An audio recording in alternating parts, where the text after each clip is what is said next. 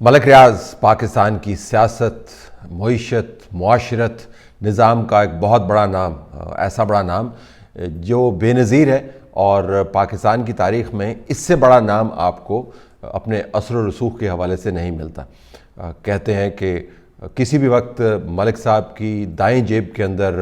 50 M N as ہوتے ہیں اور بائیں جیب کے اندر 10 سینیٹر ہوتے ہیں۔ وہ چاہیں تو پارٹیز کی پالیسیاں تبدیل کروا دیتے ہیں، وہ چاہیں تو لوگوں کے مسائل جھٹ سے غائب کروا دیتے ہیں، وہ چاہیں تو جس شخص نے ان کا رستہ کاٹا ہے اس کی ایسی کی تیسی ہو جاتی ہے۔ لوگ نوکریاں کرتے ہیں لیکن بڑے بڑے عہدوں پر فائز افراد ریٹائرمنٹ سے پہلے ہی ملک صاحب سے رابطہ کر لیتے ہیں، اور ملک صاحب کی جو ثروت ہے، جو دولت ہے، جو وسائل ہیں، اس سے مستفید ہونے کے لیے لائنیں لگی ہوئی ہیں۔ کون ایسا شخص ہے پٹواری سے لے کر بڑے بڑے عہدیداران تک جو ملک ریاض سے متاثر نہ ہو؟ تو یہ ملک ریاض صاحب کے بارے میں ایک بہت بڑا جو پرسیپشن ہے وہ پاکستان کے اندر ڈیولپ ہوا ہے۔ میڈیا ہاؤسز ملک ریاض کے بارے میں صرف اچھی خبر ہی چھاپتے ہیں، اس کے علاوہ کوئی خبر نہیں چھاپتے۔ تو ملک ریاض پاکستان کے اندر موور اور شیکر ہے، کرتا دھرتا ہے، سب کچھ چلا رہا ہے، اور بہت کچھ اس کی وجہ سے چلتا ہے۔ لیکن اب مسئلہ یہ ہے کہ ملک ریاض برطانیہ کے اندر داخل نہیں ہو سکتے۔ وہاں پر ان کا جو 10 سال کا ویزا تھا اس کو ریووک کر دیا گیا ہے، اس کو منسوخ کر دیا گیا ہے۔ جن چارجز پر اس ڈاکومنٹ کے مطابق یہ ویزا ریووک کیا گیا ہے وہ کرپٹ پریکٹسز کے زمرے میں آتے ہیں، یعنی بدعنوانی سے جو جرائم کمٹ کیے گئے ہیں اس کے نتیجے میں یہ فیصلہ کیا گیا ہے برطانیہ میں۔ اس سے پہلے جب یہ فیصلہ کیا گیا تو اس کے خلاف ملک ریاض نے، ان کے بیٹے نے، وہ اپیل میں چلے گئے، اور اپیل میں جانے کے بعد اب یہ فیصلہ سامنے آیا ہے کہ لوگوں کے یعنی برطانوی قوم کی ویلفیئر کے پیش نظر، ان کے مفادات کے پیش نظر یہ بڑا ضروری ہے کہ ملک ریاض کے ویزوں کے ساتھ یہ کارروائی کی جائے۔ تو ملک ریاض کی وہاں پر جو اب جائیدادیں ہیں، جو پیسے ہیں، وہ تو ظاہر ہے محفوظ ہوں گے۔ اب اس کے اوپر وہ اپیل میں بھی جائیں گے، لیکن بہت بڑا دھچکا ہے۔ ایک ایسا شخص جو پاکستان کے اندر نظام کی ہر آپ سمجھیں جہت سے واقف ہے، اور اس جہت اور زاویے کو اپنے مفادات کے مطابق ڈھالنے میں ماہر ہے، اب فلائٹ پکڑ کر برطانیہ نہیں جا سکتا۔ یہ کیس جو ہے اس کا تعلق ملک ریاض کی طرف سے جو پیمنٹس کی گئی تھیں، ایک پراپرٹی جو خریدی گئی تھی حسن نواز سے، جس کو حسن نواز نے بیچا تقریباً 42 ملین یا 45 ملین پاؤنڈز کی ملک ریاض صاحب کو یہ سیل ہوئی تھی۔ حسن نواز جو پراپرٹی کے بزنس میں موجود ہیں اور ex prime minister Nawaz Sharif کے صاحبزادے ہیں، انہوں نے یہ تقریباً 7 ملین پاؤنڈ کی یہ پراپرٹی خریدی تھی بہت عرصہ پہلے، اور شاید 12-13 سال میں اس کو ڈیولپ کر کے اس مقام پر لے گئے کہ ملک ریاض اور ان کے خاندان والوں کو یہ پراپرٹی بھا گئی، اور پھر اس کو پیمنٹ اس کی کر دی گئی۔ تو اس کے اوپر جب برطانیہ میں تحقیق شروع ہوئی میرے خیال میں 2015 کے قریب، تو حسن نواز کے جو معاملات تھے وہ بھی سامنے آئے، اور ان سے پوچھ پرتیت کی گئی کہ یہ آپ نے جو پیمنٹس ریسیو کی ہیں اور جس کے بدلے آپ نے پیمنٹس ریسیو کی ہیں وہ آپ نے پراپرٹیز کیسے بنائیں۔ اور طویل عرصے کی تحقیق کے بعد جب برطانوی نظام مطمئن ہو گیا تو حسن نواز کو کلین چٹ دے دی گئی، اور اس کلین چٹ کے پیچھے حسن نواز کی طرف سے اپنا تمام منی ٹریل دینا بھی تھا، اور اس کے اوپر جو ٹیکسز بنتے تھے ان کی پیمنٹ بھی تھی۔ تو جب یہ ثابت ہو گیا کہ حسن نواز کی جو ٹرانزیکشن ہے وہ کلین ہے، اور اس کے پاس جو پیسے آئے ہیں، جس طریقے سے آئے ہیں، جس ذریعے سے آئے ہیں،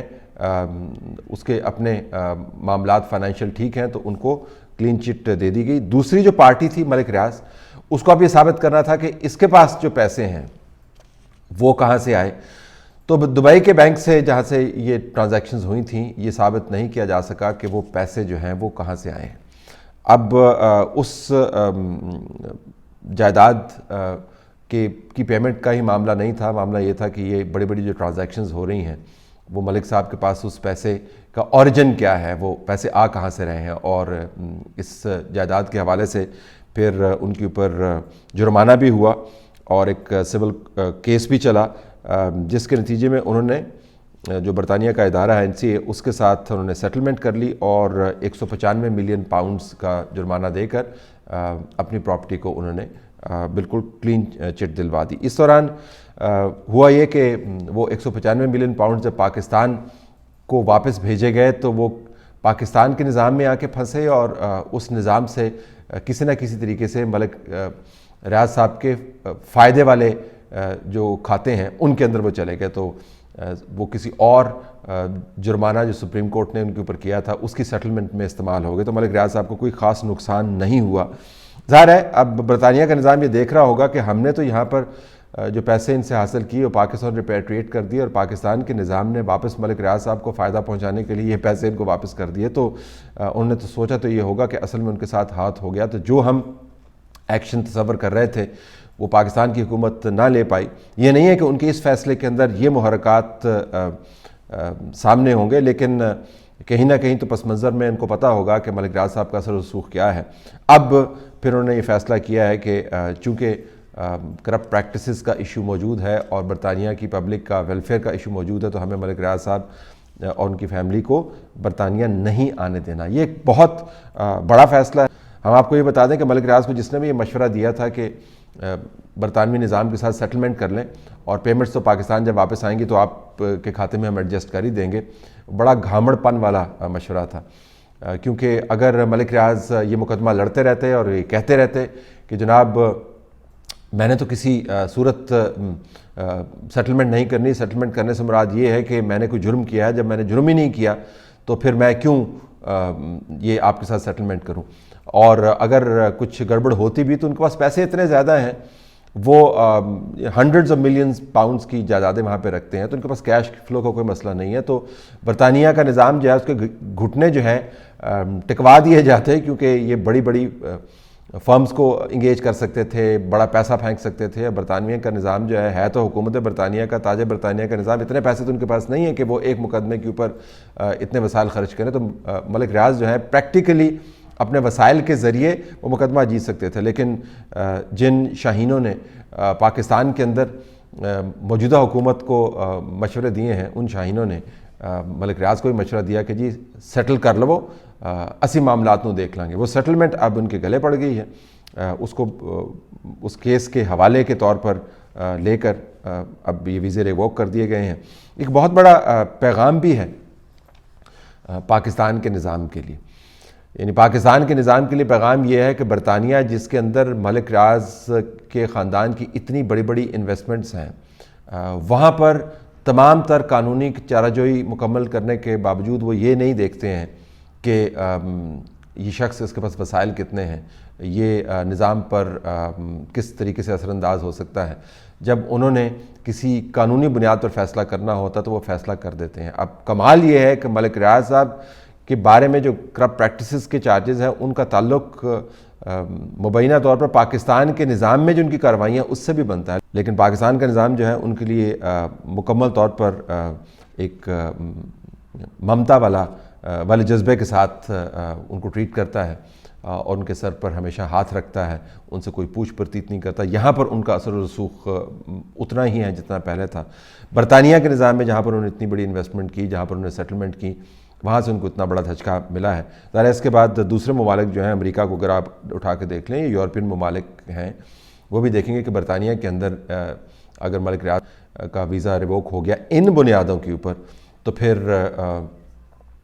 کیا ہمیں ملک ریاض کو اپنے ملک میں داخل ہونے کی اجازت دینی چاہیے یا نہیں۔ ہم آپ کو چلتے چلتے یہ بھی بتا دیں کہ شہباز شریف